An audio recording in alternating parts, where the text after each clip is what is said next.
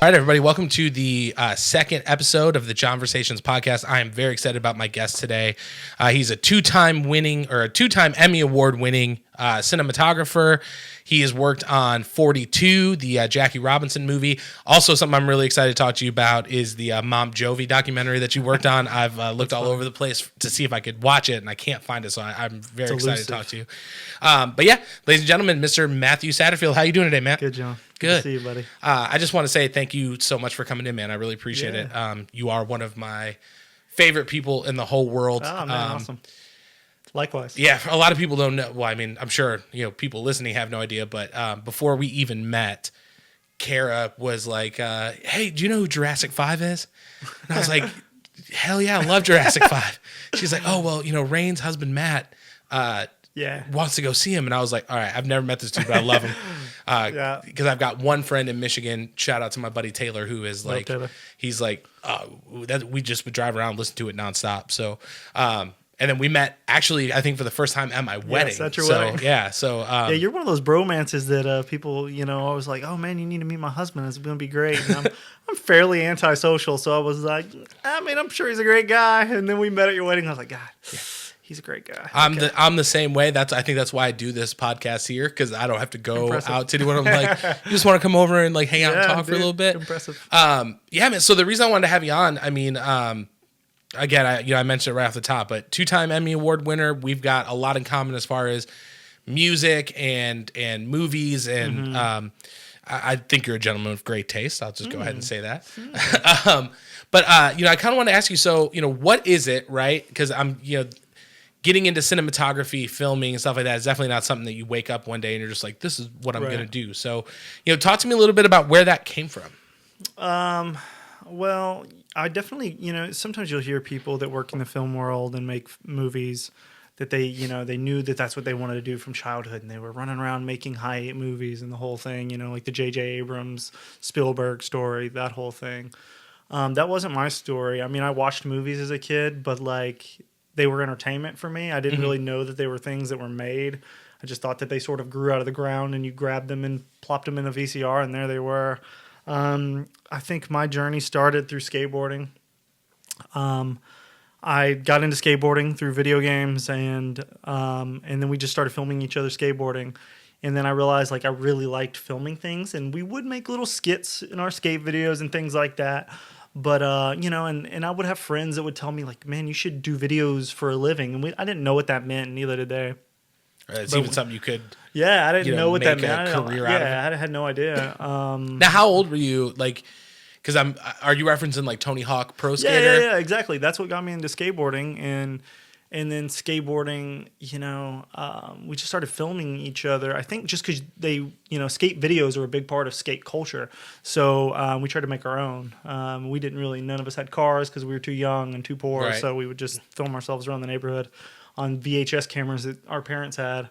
And my dad bought me, we didn't have very much money growing up at all, but my dad one year for Christmas, I think, spent $300 and got me a Sears, a Sony camera, a little handheld camera from Sears. It was the Super 8 tape, the little... Yeah, but it was actually the predecessor to that. It was, I can't remember the format, but basically. You know what I mean? The little Well, this micro... was the bigger one version of that. It was right before that. Okay. But, yeah, which was a huge investment for us. $300 is mortgage. You know what I mean? And he did that, and honestly, I still have it. It doesn't work anymore, but he bought me that camera, and it really changed my life because I had a high-quality camera. But I mean, at that age, though, you're I was you're not 15, having to carry it over your shoulder. Exactly. It was this, just small thing, and you're skating around and getting, it was great. Yeah, all my buddies, they always made skate videos when I was always the fat kid. So, they're like, Ollie, kickflip. And I was like, I can kick and push and just kind of coast a little bit. But I remember, speaking of the skate, because I think Tony Hawk Pro Skater definitely had that kind of influence on a lot of people, especially at that age. Because it looked thrilling. It kind of brought it, from the like the 80s and the like big cartoonish boards into the mainstream and people experience it for the first time. But for me, it was that. And then we found CKY. I don't know. Do you remember the CKY videos? Yeah. With Bam Margera. That inched its way, and we did some stupid things on and around skateboarding through that. Yeah, for sure. Yeah. It's funny that you say, like, because I kind of went the opposite. When I was a kid, I had two really good friends. Their names are Matt Kapler and Nate Booz, if they're listening, but we used to make really shitty like kung fu films. And so like, you know, one person would talk, like just move their mouth, the other person would be off camera doing the voice for them. Sweet. And then we had a punching bag. Can we do that right now? Yeah. I'm Matthew Satterfield. I'm avenging my village. So something like that. But yeah, so I remember like we would like go to the library, we get war sounds. And so we'd put on the night vision, and then you get a shitty Walkman, and you put the war sounds in. Great. Yeah. So yeah, it's just curious because it was something I really liked doing when I was a kid, and so I was just kind of wondering how you get. So you're doing skate videos, right? What's the next step for you? So you know, because obviously you're not doing skate videos now. So yeah, when did it kind of go into that next level thing? Well, I went to college, and I thought I was going to go into architectural design because architecture is amazing to me still, and I thought maybe I'll go into graphic design because, I don't know, logos and things are kind of fascinating to me. And I took a typeface class, and it was the most boring thing I'd ever heard. It was literally like the history of Times New Roman. Just, God, it was awful. And then just I think I would fall asleep freaking terrible. 2 minutes into you telling me about it. Yeah, it was awful. And you know, I still had friends who were like, man, you should go into movie making. And at this point, you know, I'm 18, 19 years old. So I'm like, maybe having a grasp that that's the thing. And then I saw a film that showed, like an indie film that showed me like that movies can be more than they were to me then. Mm-hmm. I saw Garden State, which was the first, like, I would consider it an indie film, but I don't know. It just had like this, the soundtrack was incredible. And like, I mean, the acting was, I mean, it's not like a masterpiece, but it's just like this quirky film that like didn't have a whole lot of point, but it was a fun journey. And I'd never seen a movie like that. And there was that and some other films like Eternal Sunshine that like, and that one is obviously a much deeper film. Mm-hmm. But it was just this combination of like this age where I was like seeing these films I had never seen before. Some of which are very indie and very out there, but seeing like, you know, not to be like pretentious about it, but like seeing the art form that it can be, you know, and I'm not a snob when it comes to movies. Like I love fun movies just like everybody else, but like seeing that it can actually be more really enthralled me. You know what I mean? That it can be a lot of different things. Yeah, and I think you're right. You know, I think there are movies that you can take in like solely as entertainment, right? Mm-hmm. Like this movie we just watched Good Boys. I don't know if you've seen that one. Oh, it's freaking perfect. Yeah, it's hilarious. It's not deep. It's not meta on any level. Good. But it's from the beginning. And I think it reminded me a lot of when I was a kid, just like the way they talked and the things that were important to them. It's so perfect. But you know, that's one of those films where it's hilarious and you can just enjoy it. Where I think some of the ones for me, I know you mentioned Garden State. I mean, I love Garden State because you've got Zach Braff, you've got Natalie Portman, Method Man was in it. Which God, I want to quote him so bad. When they're okay. Without quoting it, do you remember the scene where they go back in the catacombs of that hotel and they're like peeking through? Yeah, I like that, and I like. I don't know who's gonna see this, so I can't quote it. But who's the stepdad in the in like all the knight's armor, whatever, sitting at the breakfast table? It was awesome. For me, I think the movie that did that for me. Have you ever seen SLC Punk? Yes, but it's been forever. Totally have. I saw it, I think on cable, and then I bought it on VHS, and I bought it twice more on VHS because I played it out. Sweet. And then when it came out on DVD, I bought it again. But that was one of those movies that I think I hadn't seen anything like that. And I think the other ones for me were probably Evil Dead. We rented. I was staying at a buddy's house, and it was like, well, let's run some movies. And the posters got the arm coming out, and we're like, let's get that and see it. Looks gnarly. And when that first demon shows up, she's like, 9 of Hearts, Ace of Spades, it freaks out. It was just like, I was like, okay. And then you find out that it's Sam Raimi. He's from Michigan. I was just like, oh my God, this dude's awesome. So I think that's what got us into like they didn't have any money. You can tell that they didn't. Now, I'm sure in like the 80s when it came, because, this is, I mean, probably like late 90s that I saw it for the first time, but I'm sure in the 80s it was like these special effects are amazing. But to us, it was like, oh, they didn't have any money. There's like claymation and stuff. Yeah. But so we see Garden State, right? You're in school. You've kind of now got this vision that, okay, maybe this can be a little bit deeper, or I see it maybe a little bit differently than I have before. Yeah. So what happens next? Well, the best thing about college is the people you meet. And I made some really great friends that I'll have for the rest of my life. And we just started experimenting with cameras and what you can do with them, and just toying, trying to recreate films that we had seen previously, and sort of, it's just a big age of discovery for us, just trying everything out because everything's so new and exciting. It's like when you get into a hobby that you're really into, everything is new. And that was the way it was like for film then. And obviously it's different now. But yeah, I was just trying everything out, seeing how to recreate this, seeing what it does when the camera does this, or why you move the camera here, or where you put it, just watching as many movies as we can possibly see. At least for myself, because, I didn't, growing up, I mean, I watched films, but they weren't nothing like this. Yeah. Nothing artistic about them, honestly, but. Yeah, and I think that's really, I mean, when you're thinking about film too, I think sometimes the camera work is almost like another actor.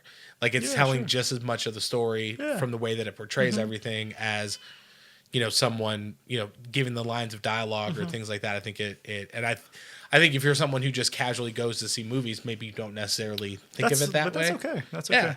Yeah, and like I said, I think you're totally right in the fact that there is a lot of stuff out there that is just like, I can watch this and just laugh or be scared or anything like that. So you've got new friends, right? Or you've made these friends. You're experimenting with cameras. Did you like change your major? Did you?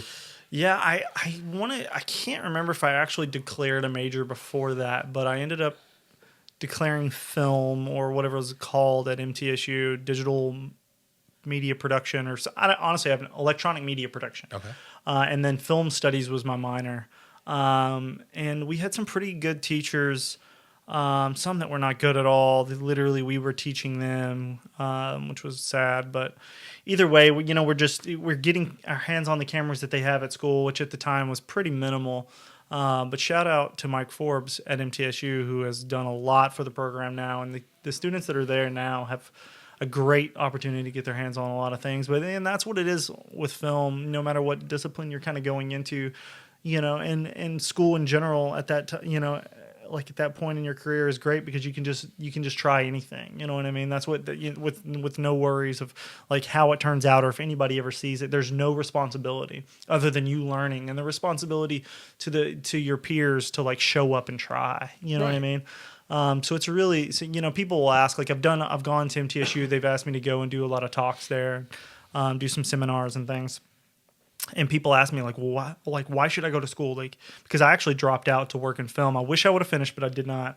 But that's another thing.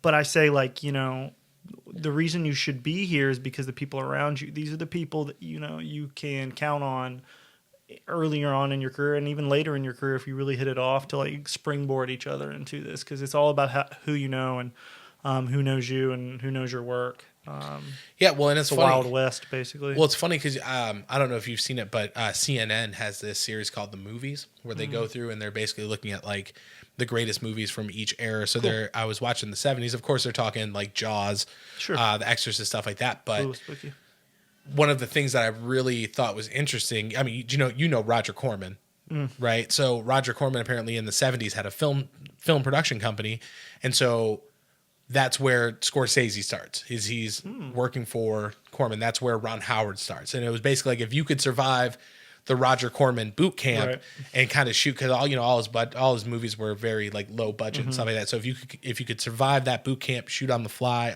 adapt, adjust, you may have a shot then at kind of moving into your own thing. So Scorsese goes from that to doing like Mean Streets and Taxi Driver and stuff like that. And then you've got Ron Howard going into what's that movie with him and Richard Dreyfuss, the American Graffiti. Oh yeah. So I think that's when you talk about it being a community, it's like, hey, that's true. Yeah. So let me ask you this: when you left college, was it because you had an opportunity to work, or was it Yeah, like it was that, and I had an opportunity. A good buddy of mine who's an awesome cinematographer himself, Dustin Lane, got me an opportunity to PA on a big job, PA production assistant. It's like it's the quintessential bottom of the barrel starting out job. I did that for years. I was the guy to get coffee. I was the guy on Crystal's commercials where after takes I would hold a bucket out for the actor and they would spit into it. I would sweep floors. I would stand at the end of the hallway and make sure nobody walked down, that whole thing.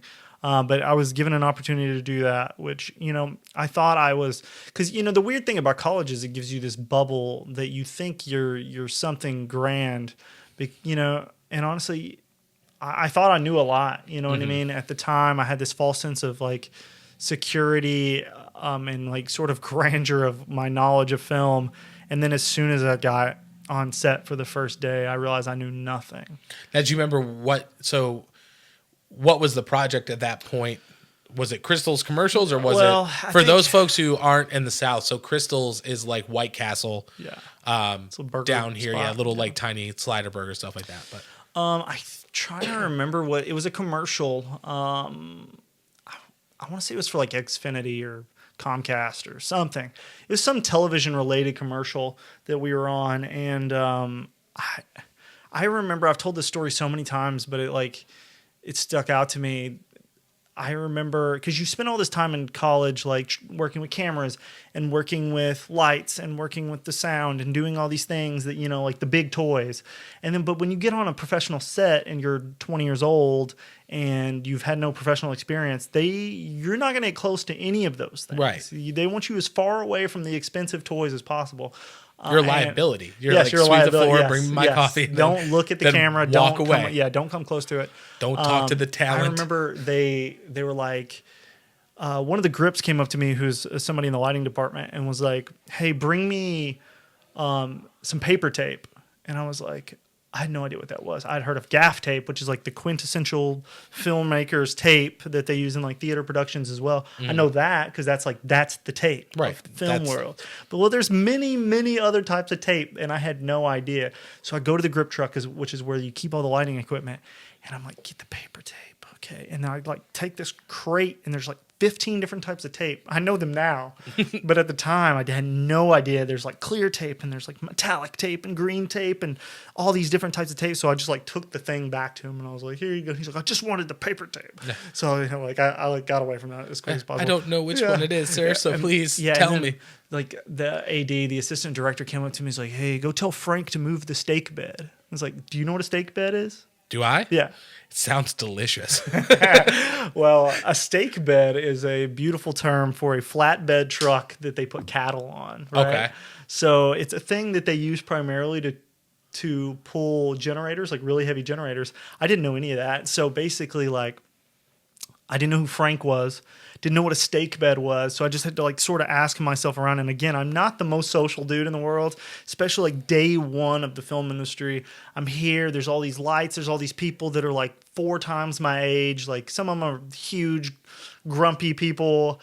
I'm in awe. I'm happy to be there, but like just way over my head. And well, it's new. It's it was freaking gnarly. Yeah, it's like getting thrown into something. You're like, I've never. It sounds like if someone was like, "Hey, go out there and fix that engine." I'd know jack shit about cars. But the weird thing is, I thought I did. You know what I mean? Like, yeah, it'd be like me watching a couple of YouTube videos and be like, "I'll fix this." Yeah, sure, where's the sensor at? And I have no idea. Oh man, it was an eye-opening day. I made it through. I figured out who Frank was. I told him he needed to move the steak bed. He asked me where to. I told him I had no idea. Just get out of the way. And I didn't even know what it was.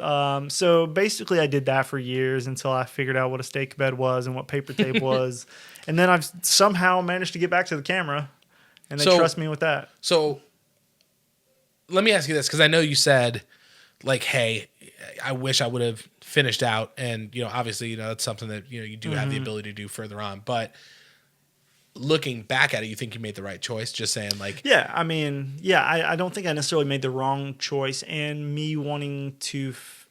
wishing I had finished school is just for some sense of completion. Mm-hmm. It would not have helped me gain any more knowledge. Yeah. And you don't strike me as a guy who likes to leave stuff unfinished. Yeah, I don't. But at the time, I didn't know any better. It was just like, I don't want to be paying for this when I feel like this school isn't teaching me anything. Right. Or at least it's taught me everything it has to offer. Right. And I mean, Which was the case. And I think there's a big difference, especially with the way that school and college and education is set up. Like, you're learning the theory, but it's kind of exactly what you were touching on. It's much different to be like, right. Okay, I understand how this works. And then you get into it and you're just like, oh man, like, I didn't know. Yeah. And I mean, cinematography specifically, and more specifically, the lighting portion of cinematography, because cinematography is camera and where to put it, and the lighting and how to utilize it to tell a story.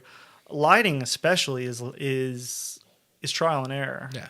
I mean, which you is can what watch you won an Emmy for, by the way. So we will get to that, but yeah, so it's like, where to place the light and why and what color it should be, and like, the texture of the light and all these things. That's something you just have to do. And like, school allows you to do that to a certain degree, but back then, it was hard to come by. Yeah.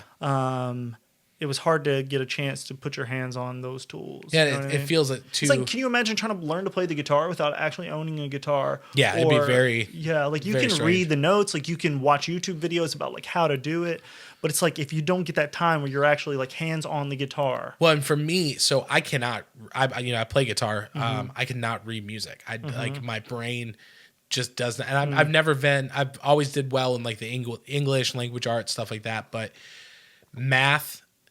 It was just never my thing, and I feel like music is because you got to know your quarter notes, your whole notes, right? And so my brain just does not work like that. So, and I'm definitely not saying I'm like, Jimmy Page, Clapton, Jimi Hendrix, anything like that. But what I do know is just from getting in and tinkering, right. You know what I mean? So I could definitely see where it's, especially if you're going for something very specific, where okay, I know what lens to use here. That doesn't really translate much in like. Move the steak truck, you know what I'm saying? Because like it's very different. Yeah. So, but it's also important to have. I'm happy that I worked my way up from the bottom, because I got a chance to be all the positions that are below me on the tier now. So I know if I'm asking for a certain thing, I know what it takes, and I've been the guy to set up those lights, or been the guy to move that camera. You think it helps you kind of dictate how you treat people? Yeah, I mean, I think I would still treat people the way I do regardless, but it absolutely helps. You know what I mean? I've been that dude, and I'm still very young, so. Yeah, because I can imagine that there's people, I mean, maybe not in like the Tennessee area, but maybe more so like, your Los Angeles, Hollywood, stuff like that, where they come in at a certain level and it's. That does happen. Yeah, that does happen. Yeah, it is definitely a business full of egos, so. Yeah, and it's good. I mean, it's good to have that experience because, if the kid comes up to you and says, "Hey, I don't know what the paper tape is," right? You're like, "Hey, I've been there. Yeah. Let me teach you instead of, putting you in that same situation that I was in." So let me ask you this. So we're PA, right? We do that for a couple of years. What's the next step? So how do you get out of that? Because I know you said you found your way back. So luckily I was bugging the camera department as much as I could. So while I'm on set as a PA, generally you're there to help out any department that needs it. And so as soon as I would get to set in the morning, I was one of the first people there every day. Excuse me. And I would just bother the camera department, but they're usually very closed off because obviously the equipment's very expensive, very fragile. So I would bother the lighting department, which is the other half of cinematography. And most of their gear isn't as fragile, so they would be more apt to let me help carry stuff or move stuff. And that's ultimately how I got the next step up. Is we were doing a little studio shoot. I can't remember what the product was, but the gaffer, Tanya Floyd, was carrying this light, but the light has like 3 different pieces. It's a smaller budget thing, so there's only a few people there. And I'm watching her walk back and forth, and I happen to know that light pretty well because I've been around it a lot, and I've actually got to use it in college, so I know it very well. So I saw her grab part of the light, knew she needed these other 2 pieces, so I just ran over there, grabbed them. Some proactive. People, yes, but sometimes that doesn't work out. You know what I mean? Because if I would have broke it, exactly. If I would have broke it, like, she now has to deal with that. But I didn't. I took it over to her. She turned around and I had it in my hand. I don't know if she remembers this, but she was really impressed by, I guess, just my general work attitude. And that's the thing. People just, they just want people to work hard. Even if you don't have the greatest knowledge, like film is just such a hard thing. Yeah. There's so long of hours and crazy grueling environments, and the temperatures are always gnarly. It's not comfortable. It's not beautiful ever. It's very seldom is it comfortable at all. So I was working hard, and I got an opportunity to move into the lighting department as an electrician, which is setting up lights, running wire to the lights, plugging things in, making sure the generator's up and going. Did that for years. Worked my way up as a best boy, which is like sort of second in command in the lighting department. Did that for some really good gaffers. And then I became a gaffer at a very young age. I got an opportunity to gaff on a music video from a DP I really, really respect, who shoots really big things for really big people, does great episodic work for, ABC, I think, NBC. He gave me an opportunity to gaff on his videos early on. I was very, very nervous, but nothing caught on fire and the video got shot. So I did that for years, and ultimately I started getting little bits of DP work, cinematography work, and I just cut off the rest of it. Yeah, is DP, is that director of photography? Yeah, okay. It's the same as if you hear cinematographer or director of photography, it's the exact same thing. Yeah. So, and I'm really glad that you came on because, I've known what you've done. You told me stories and stuff like that, but I guess what I didn't necessarily realize, or what I'm picking up as we're going through the conversation, is that it was very much, I'm going to take this chance. Like with your dad getting that video camera, like he seems to like this. I'm going to take the chance and see if, a lot of things lined up. Yeah. Right. The $300 isn't, I'm going to take the chance as an investment, see what happens. We get into college. Hey, I'm kind of interested in this. I'm going to take a chance, take some classes. Hey, I have the opportunity to do this. I'm going to take a chance, be a PA here. Oh, this lady's moving her lights. Well, I'm going to take the chance, just grab it and see what happens. So I guess I've just never heard it in as much detail. So it's just kind of clicking. Yeah. I mean, every step forward in the film world comes from someone else's generosity.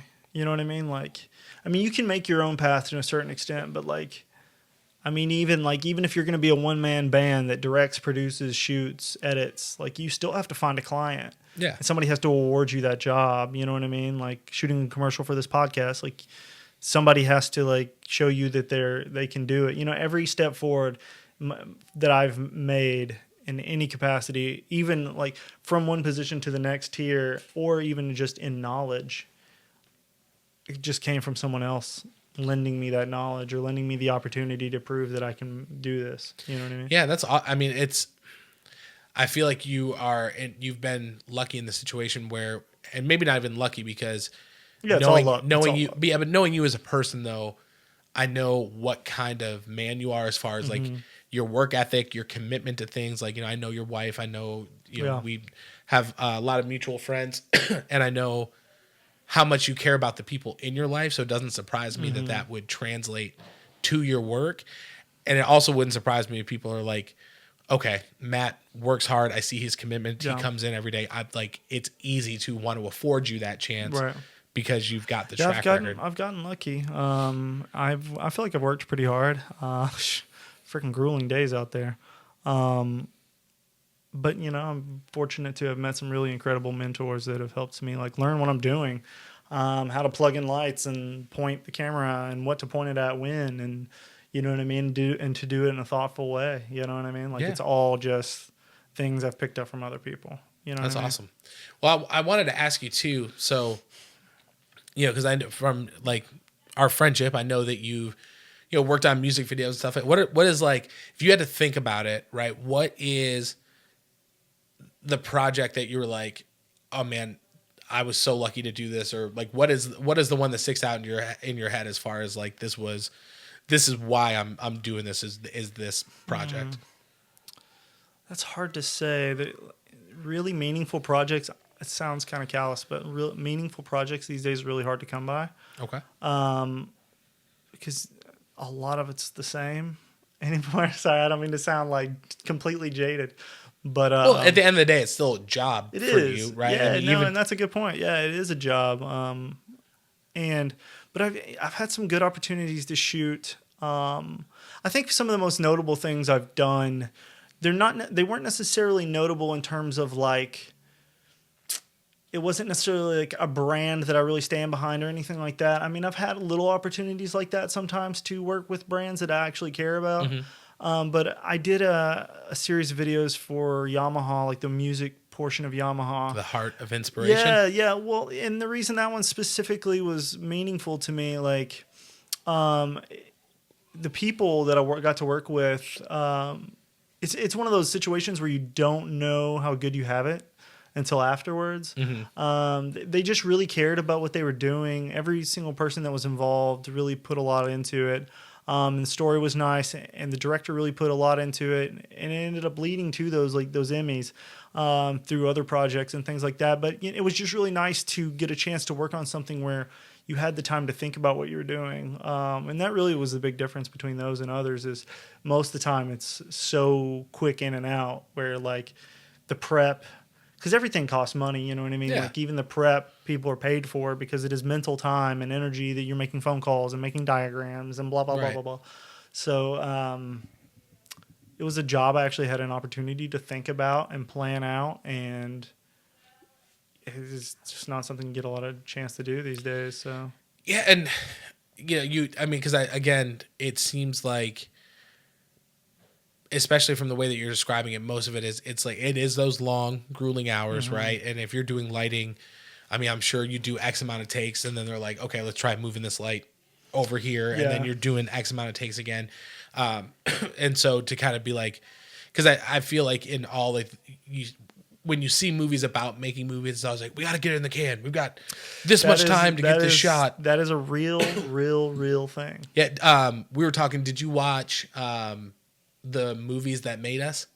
Because I know we were talking about the toys that made us. Yeah, I watched the Home Alone one because I'm a huge Home Alone fan. And that's the one I was thinking. So when they were talking about getting that snow shot when everyone comes home, it's absolutely a and they're just like, oh my god, it's snowing! Like everyone rush and get out. So what it sounds like is with the Yamaha job, it was more like, hey, let's kind of craft this, invest the time into it. Let's, instead of just, hey, we need to be in and out. Let's get this here. The budget was pretty decent on it, so that always helps. But it was also, like they had a story that they wanted to tell, and they were giving people the things they needed to make it happen. So that's really what made it special. Honestly, it was just the thought that went into it. And I will say, I watched it. I watched it today in preparation for you coming in, and knowing the work that you did on, I was paying extra close attention to the lighting. I was like, man, this does look really good. Like, I think it's the scene. I don't know if it's the two guys walking through the forest, and the sun's coming through, and then there's like a red, almost like a red filter comes out. I was like, this looks awesome. Yeah. So I was just it's like, all natural light. Yeah. That's part of it. Sometimes it's like electronic, artificial Hollywood lights, and sometimes it's just knowing where the sun's going to be at the right time and being there. Which up lens is going to pick it up the best? I mean, does that play a factor into it, or is it typically totally. just Lenses, absolutely. The funny, you mentioned the red tint. The red tint was actually like a mistake. I used a certain filter that you're not really supposed to stack with other filters, but I did, and that's why I gave it. It's like super IR, like infrared light just pouring into it. And it seems like it just kind of comes up from the bottom a little bit. So that was actually a mistake that I would have avoided otherwise, but it ended up looking pretty cool. So I think it looked really. Now, did you also work on because when I was looking through, I was looking up, there was a tribute to Prince, and I feel like I remember you telling me that you worked on that one as well. Yeah, we shot this thing. It was right before Prince died. He was about to go on tour, and so it was supposed to be like the tour. If I'm remembering correctly, it was supposed to be like the tour intro video, like what plays right before like the concert starts. So and then he died like a few weeks later. We were supposed to go to Prince. We were supposed to go to his house and film him. Dude, that would have been like they were scheduling it and everything, if I remember correctly. And I can't even imagine, like, even knowing that I had the possibility, like for months, if I knew for months in ahead, I would just be like, because there's that whole thing.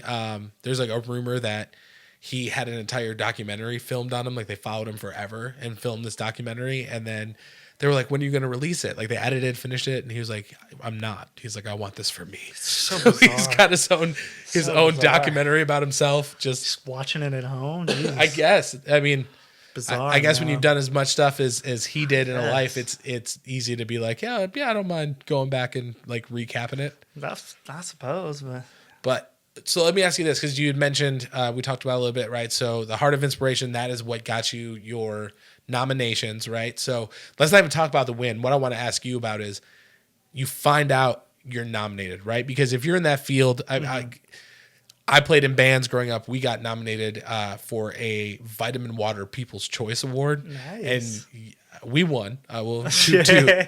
But I mean, for me, it might as well have been like, a Grammy or like an MTV Music Award. I was like, we got like cases of vitamin water delivered to where we practiced for months. And we were like, this is it. We've made it. Right. So this is, I mean, for what you do, I mean, outside of Academy Awards, right? But you're not, I mean, with this being an Emmy is a huge deal. So what's going through your head? What is the feeling, the thought when you find out like, hey, not only are you nominated for one, you're nominated for two. Like that's got to feel pretty good in that moment. So it's kind of a weird thing because like it is an Emmy, and it is through the Academy and the whole thing, but it's like it's a regional award. They have like sort of different tiers.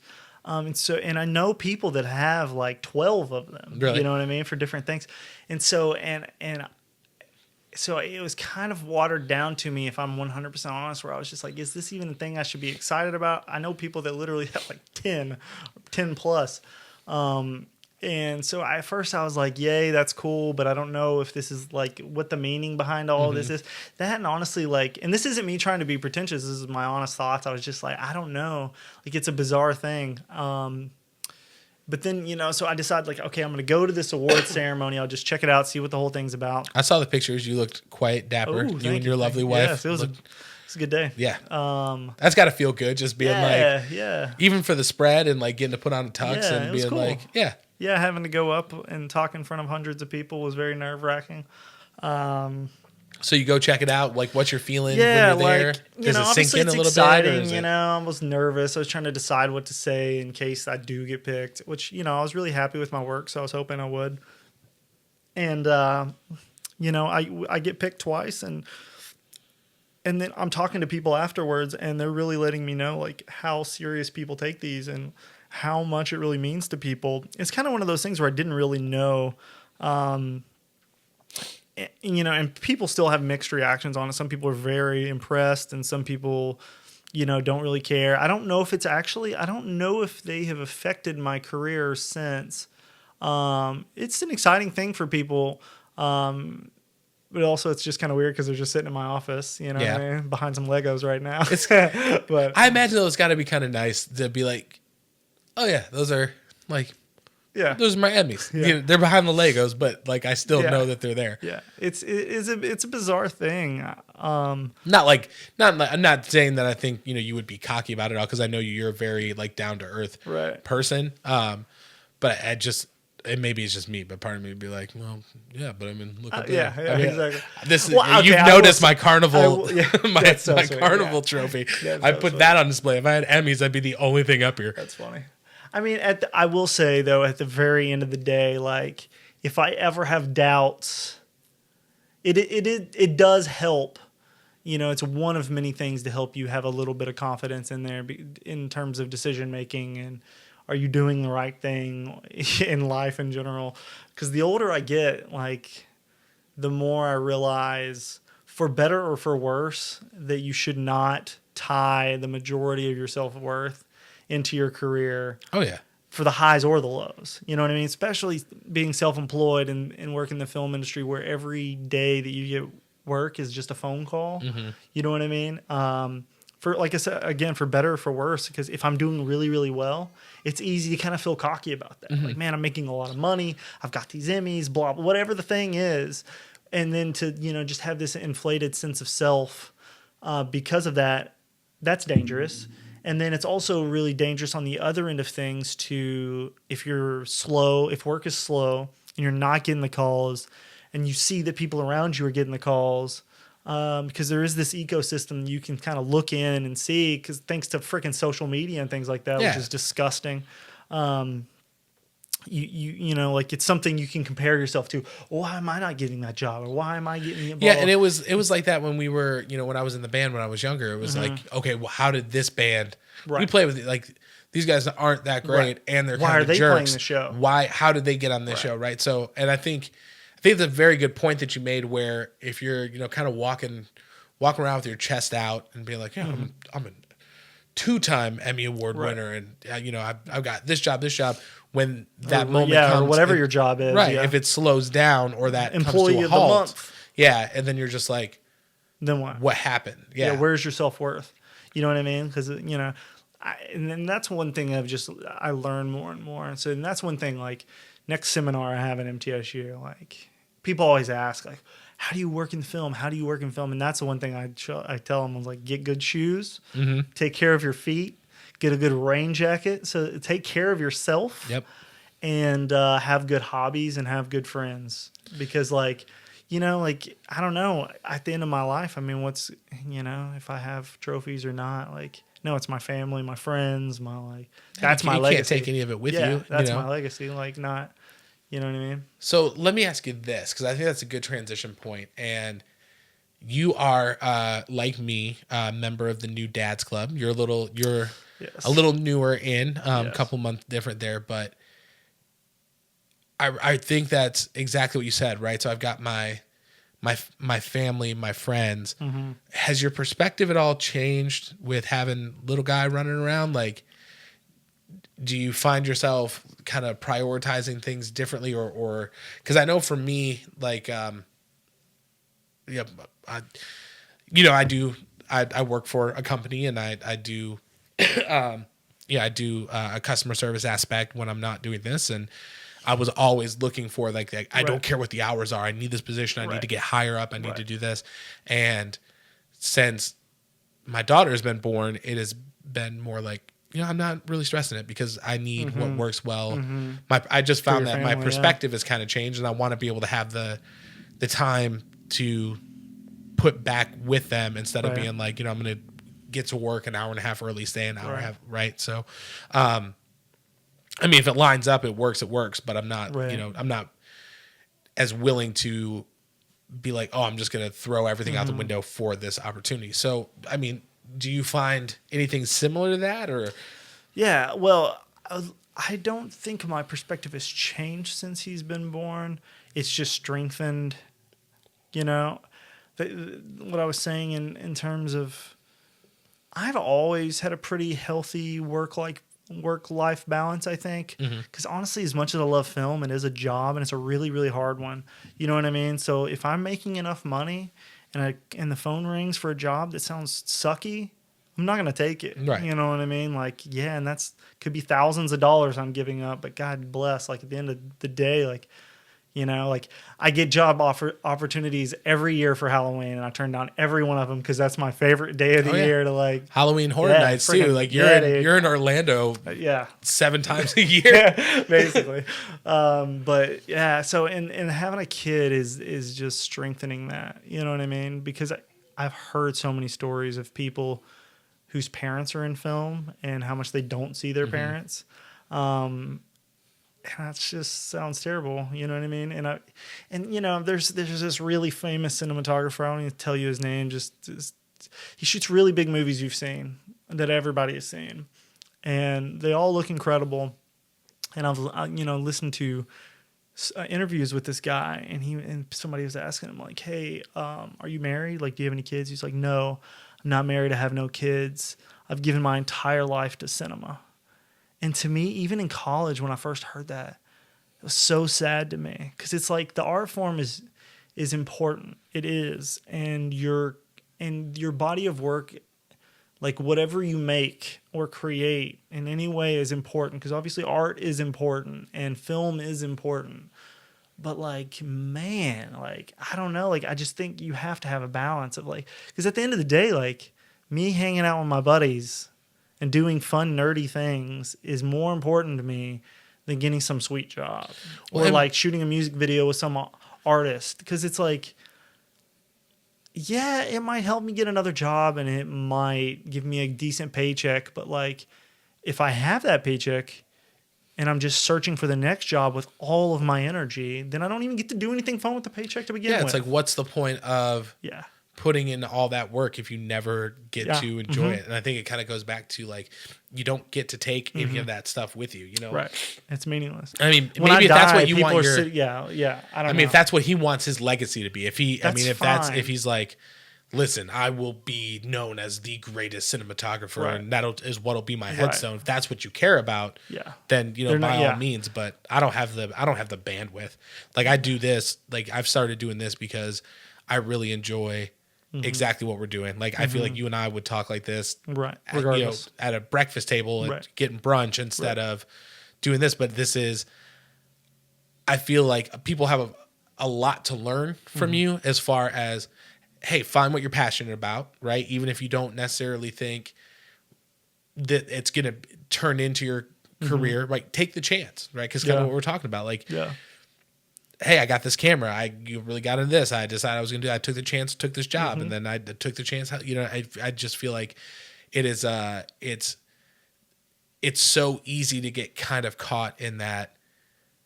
I go to work every day. You know, I get my paycheck. I come home. I've got and that's the flip side of it. Yeah, is just working a job, which I know some people can live like that, where you know they go to a factory or whatever, and there's the work portion of their life, and they do that job, and then they come home, and it's like almost being autonomous at that time, and then you come home, and then now you're a separate person, and I understand that works for some people. It wouldn't work for me.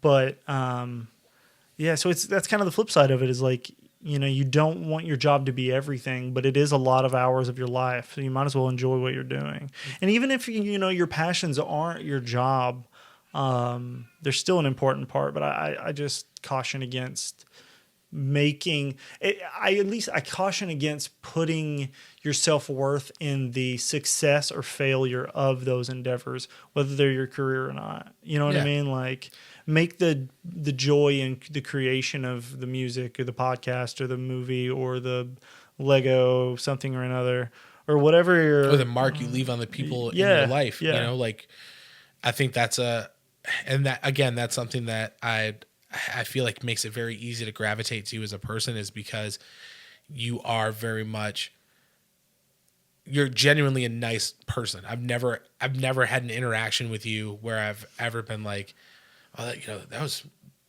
shady as Matt. Like, what the hell is going on with Matt? But you are. Kara says it all the time. Every time I see Matt, he just says the nicest. He just compliments me every time I see him.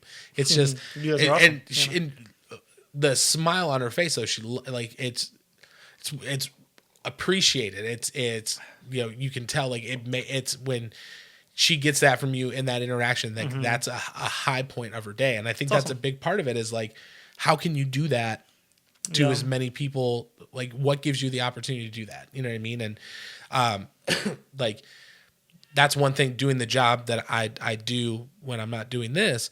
I realized like I really like talking to people. Yeah. You know, and so I was like, how do I take that and then be able to do that and then take the part that I like and tailor it more to what I would consider like a passion for me. You know what I mean? So I think there's a lot of validity in what you're saying. And I think that's I think it's a perspective that more people have to have is, you know, like, how do I find what's important? What do I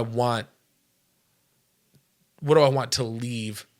Right. As I mean, I think legacy is almost like a cheesy word to use, but like, what do I want to be remembered for? Yeah. Is it your job or not? You know, like your car is meaningless. Yeah. You know what I mean? Yeah. And it's hard for me. None of that stuff means anything. Kara asks me all the time.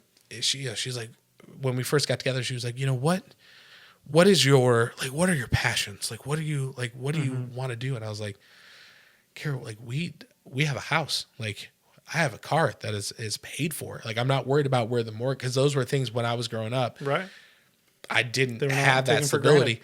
So for a long time, like that was the only thing I had my eyes set. Now that we're there, it's like, okay, what else? I've hit this. Like, Right. what else can I do? It's like the noise floor has been reached, and Right. now you can build up from there. You're like, oh, I'm not scared anymore. Like, I'm not scared of being like, oh man, like how am I going to keep the lights on? I don't have that worry. So now I can look past. Start a podcast. Yeah.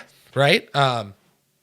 And so, I mean, let me ask you this. Like, okay, I cannot let you go. We can't wrap it because I've seriously been scouring the internet and I just don't know. You have to tell me about this Mom Jovi documentary, because it sounds like funny. most interesting thing. It was fun to work on.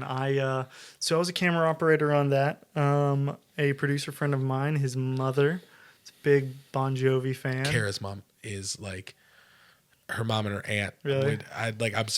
When I heard about it, I was surprised that they weren't like top billed. So That's funny. I got an opportunity to work on this thing. I think it was like a week of my life spent on this or something like that. And it's these moms that are in love with Bon Jovi, and I think they were all getting together to go a concert or something. I'm trying to remember. It's been years now. Something. And that's one.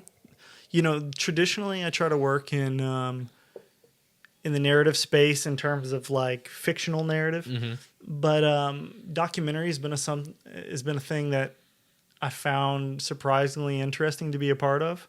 And this was one of those experiences because you basically kind of like step in someone else's life for a certain amount of time. And it's interesting being one of the camera guys on a documentary of any sort, because you're kind of afforded this weird place that you don't get to do in life, where you just step into somebody else's life and it's like an accepted voyeur. Yes, very much so. And it's like, imagine if we were shooting a documentary here of you and your life, suddenly I'm just walking around in your house, like deciding what I think is interesting as the cinematographer, like just looking through the camera, like looking at your hands, your feet, your face, where you're looking, what you're doing with your hands and things like that. And just, I don't know, it's a really interesting perspective to do. And obviously, if you're shooting the documentary, generally they know you're shooting that documentary. Right. So they give you the access, and it's this delicate balance of not being too voyeuristic with it, because like, honestly, like having like a long zoomed in shot from around a corner is creepy, but you don't want to be up in their face with the camera as well, because you don't want, like, that's intrusive. You want it to be natural. Like you're just another person. So it's like even the physical space becomes the thing, and also like what you decide is important to the viewer. That's what's interesting about documentary. It's not my strongest suit, but it is an interesting thing. Next time you watch a documentary, know that like it takes so much work. But also it's fascinating about documentaries as opposed to like a standard narrative film, where you have a script and you have like, today we're shooting scene 102. It's 6 pages long. We're going to be in this place. This is the important moments.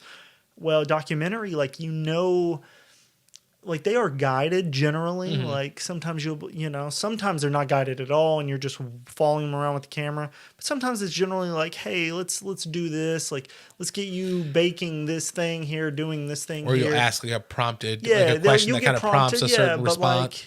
But you never know what these people are, and good directors can kind of massage the conversation to go a certain way, not to put words in their mouth, but at least to help people enunciate the things that they're trying to say.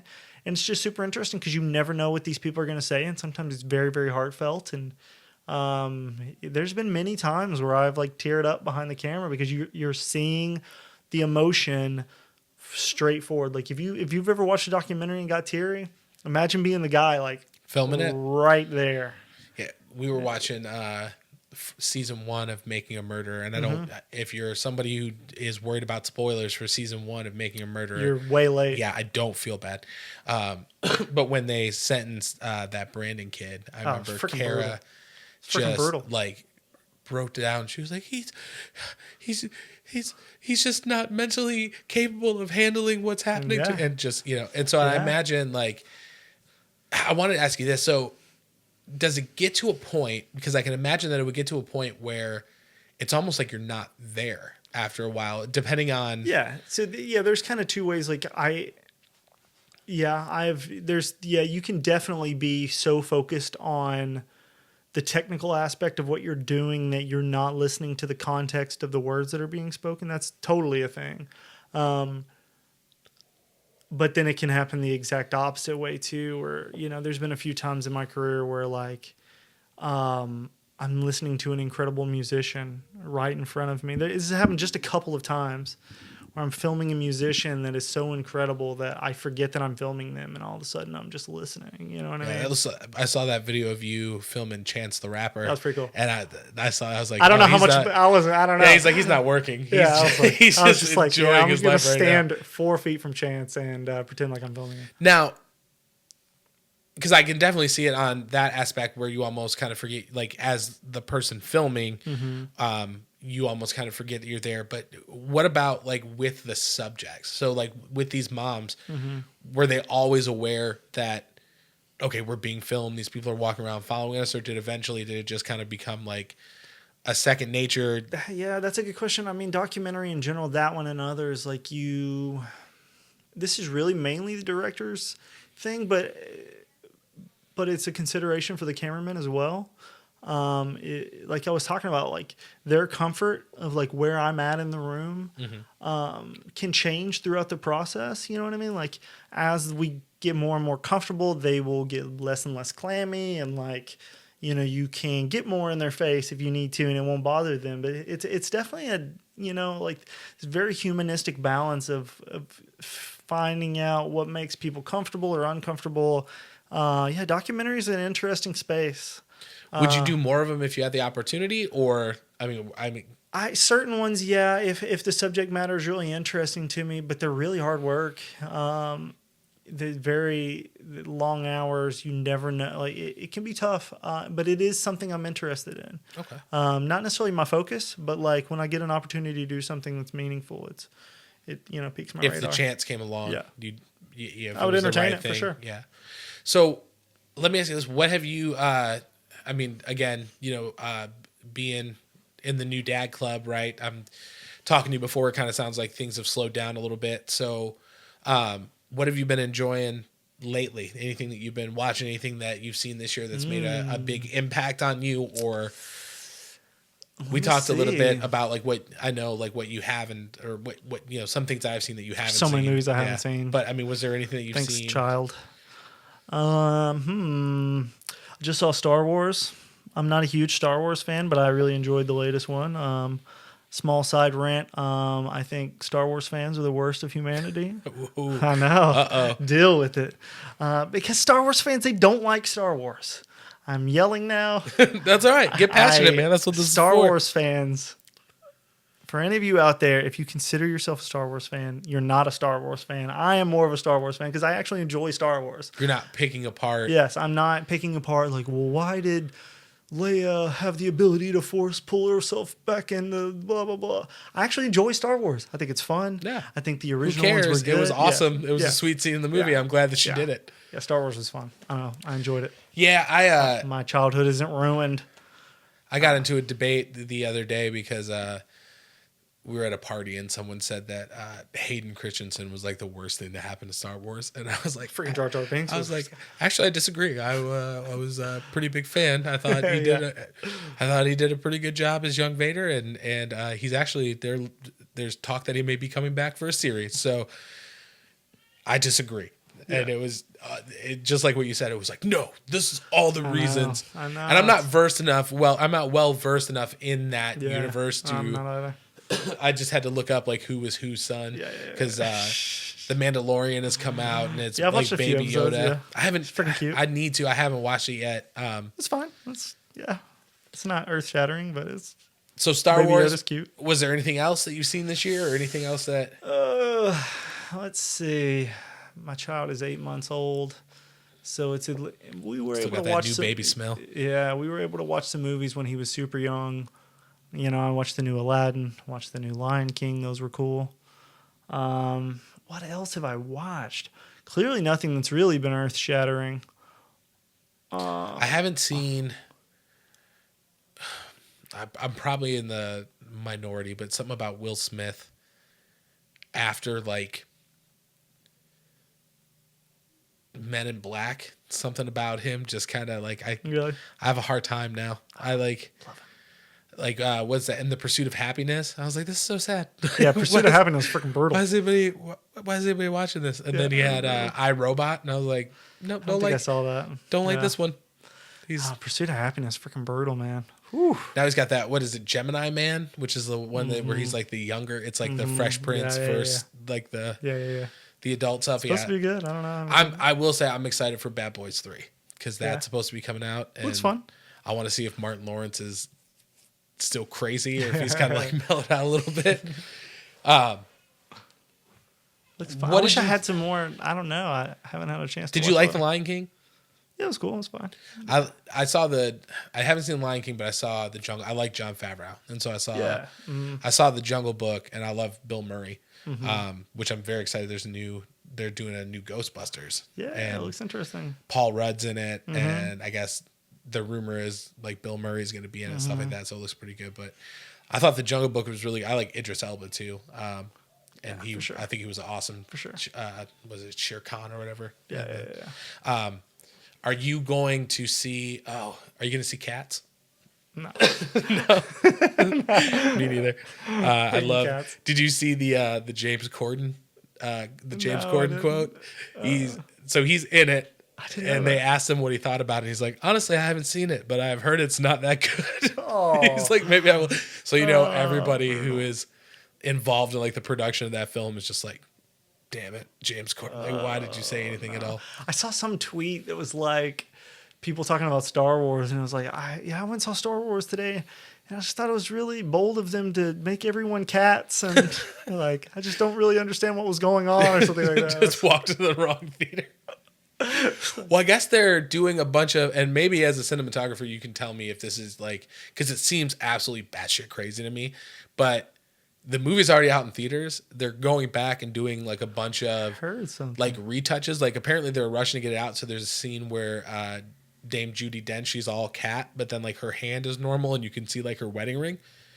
They just missed it. So they're like going back and redigitizing all this stuff. Weird. And I guess again, I don't have my finger on the pulse of that community, but apparently that's like something that's super unheard of. The pulse of the cats community. No. Oh man. No. I mean, just like the film community in general. I do know Kara really wanted to see it. She saw the trailer and she was like, "Oh, we have to go see that." I'm like, I'm pretty sure it's gonna be horse shit. Like I didn't know people actually wanted to see it. I don't know, man. I don't. Yeah. I guess it reminded me kind of like the Sonic thing where. Oh yeah. Because that movie was supposed to come out a year ago, and they're like, nope. Everyone hated it. But they poured a ton of money into the movie now, like basically doubled the budget of Sonic. Made him look better. It was his teeth, wasn't it? Wasn't it? It was everything. It was like it was his legs, and like his arms and his whole body. But I think it was like mainly his legs were like super muscular, and aren't they in the video game like super skinny and small? Yeah, like, he's got like little chicken legs. And It just is what it is. I think that's another thing, though, right? When you're talking about Star Wars and everyone's like picking it apart, I'm like, it's Sonic the Hedgehog. Like, like how much of a Sonic purist can you actually be that you're like, I don't like his teeth and his legs are too muscular. I know. So it gets a little absurd. Yeah. Well, you'll have to see Joker because I'm excited to see it. I just saw it, and have you seen Once Upon a Time in Hollywood yet? I did see that. I haven't seen that one yet. Yeah, it was great. It was cool. It's a character piece. Not a whole lot happens. I want to see Quentin Tarantino. There's a documentary out now about Quentin Tarantino. Really? I think it's called The Eight. Yeah, for his 8 films. For his 8 films, yeah, and then, but it's supposed to be really good. Like they go through each one, and I mean, he's got. People will say he's had some questionable content throughout his films, but I've always really enjoyed him. So yeah, he makes bold choices. Yeah, but his films are provocative when they resonate. I mean, that's like Pulp Fiction. I just watched it. I rewatched it a couple months ago, and even though that movie's like the time frame I believe is in like the early to mid 90s, like. The style of the movie doesn't feel dated, doesn't feel like you classic, put it on, you're just like, Oh yeah, I mean, everyone It's is a very still classic dressed. approach to filmmaking. Yeah. There's a couple references as far as like the cost of things that you're like, okay, this was Oh yeah. made this was made a while ago, but like other than that, like the look, the feel of the film, it feels very modern. I mean, his films, they'll definitely stick with you. I mean, I'll never forget the first time I saw *Inglourious Bastards*. The intro scene, or Django. Yeah, because the intro scene to *Inglourious Bastards* is that little girl under the floorboards, right? Yeah. That movie, and Christoph Waltz is. I mean, he's incredible. He's terrifying. He's terrifying. He's terrifying in a way. You think perfect for that. Yeah, it's like as close to a monster of an actual human being could be. Mm-hmm. He kills it, and then he comes back in Django, and is like the complete opposite side of the coin. He's incredible. Yeah. So man. I will see Once Upon a Time in Hollywood. It was good. You'll have to see The Joker. Oh yeah, for sure. Come back. We'll talk a little bit Round more. 2. Yeah. I'd seriously, as many times as you want to come back, I would absolutely love to have you, man. Speaking of random movies, did you see Into the Spider-Verse? I did not. I do know the Post Malone song though. That gets played. Oh, yeah. Millie likes that song, so it gets played. The Sunflower. Dude, the movie's so goddamn good. Well, I know. It's on Netflix. Is it on Netflix? Yeah, it's on Netflix. I'll watch that too because I know Nick Cage is in it. That's funny. I think he plays Noir Spider-Man. There's Spider-Man Noir. Does he? I think he does. Okay. And then Donald Glover's in it, and then I really am interested in seeing. What's his name? John Mulaney as Spider-Pig. I heard the movie's so really good, dude. It's so good. Yeah, it's got so much style. I have a hard time, and I always hate saying this too because I feel like I get judged pretty hard. Mm-hmm. The Marvel movies, I have a very hard time with. It's fun. This is kind of its own thing. You know what I mean? I'm not a big Marvel guy myself. I like Deadpool. Mm-hmm. I liked. It's fun, I like Logan. Yeah. I feel like it. Even though Deadpool is definitely like campy and like raunchy, I feel like it still takes itself seriously in its own kind of way. It's like true to the source material. But I've had a hard time with. I've actually like more of the Marvel series. Like I was super into Luke Cage on Netflix. I hear they're good. I didn't watch them. You haven't watched Daredevil? Dude, clear your schedule. Watch all 3 seasons of Daredevil. Dude, I think a lot of people have a hard time with it because of like the Ben Affleck portrayal. They're not willing to give it a second chance. Yeah. It is. I've watched all 3 seasons probably 3 times. Just watched it from start to finish. Yeah, it's super good.